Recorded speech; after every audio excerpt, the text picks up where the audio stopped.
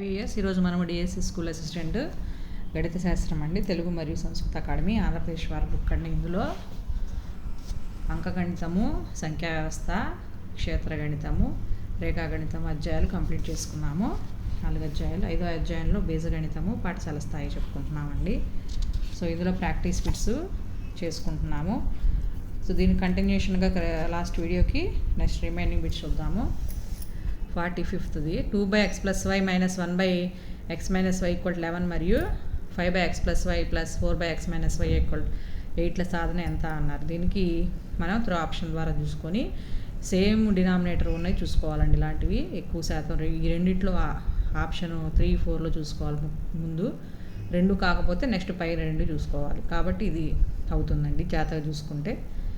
Next ఒక భిన్నంలో లవం విలువ 2 పెరిగి హారం విలువ 4 తగ్గితే భిన్నం విలువ 2 అవుతుంది.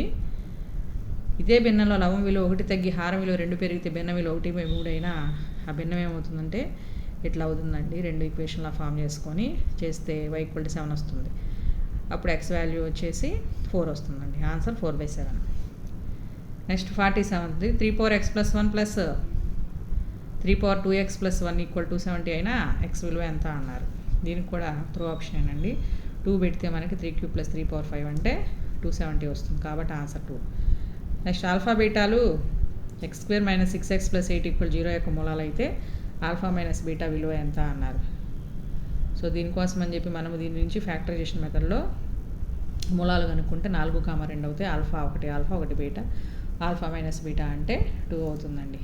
Next m+1(x² + 2mx + 5x + m + 3 = 0కి సమాన మూలాలు ఉంటే m విలువ సమాన మూలాలు ఉంటే b² - 4ac = 0 అవుతుందండి.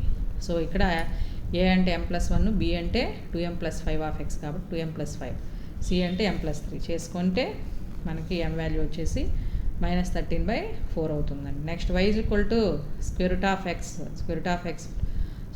x ఇన్ఫినిటీ x > 0 ఇలాంటి సమ్స్ గ్యారంటీగా వస్తాయండి డిఎస్సిలో. ఇది గుర్తుపెట్టేసుకోవాలండి. y విలువ x > 0 ఉంటే 0 అవుతుందండి.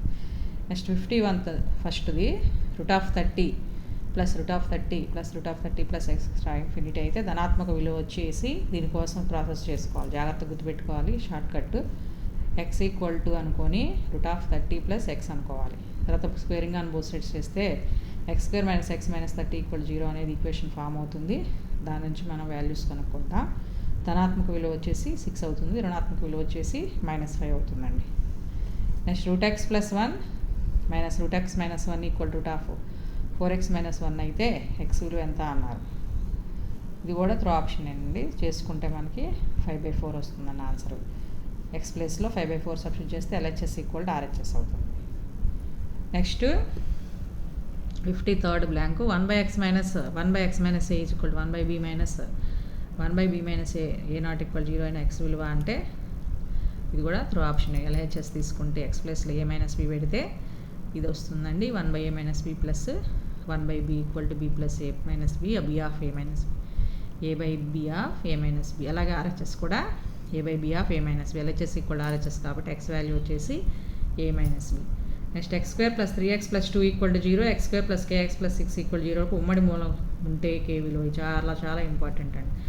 ఆప్షన్ తీసుకోవాల్సిందే. దీనికి కూడా 5 తీసుకుంటే k వాల్యూ, అప్పుడు దీనికి మూలాలు -2 - 1, దానికి మూలాలు కూడా దీనికి మూలాలు -1 -2 వస్తాయి. దీనికి మూలాలు కూడా ఇక్కడ చేశాను చూడండి. 5 తీసుకొని -2 -3 వస్తాయండి. సో ఇక్కడ -2 ఇక్కడ -2 రెండు ఉమ్మడి మూలం ఉంది కాబట్టి k విలువ వచ్చేసి 5 తీసుకుంటాం మనం.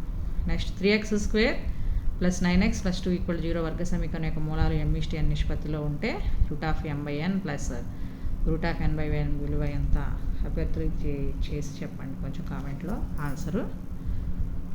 ఈ వీడియో మీకు నచ్చినట్లయితే దయచేసి సబ్స్క్రైబ్ చేసుకోండి. అలాగే షేర్ చేయండి. ఒక లైక్ ఇవ్వండి. Thank you.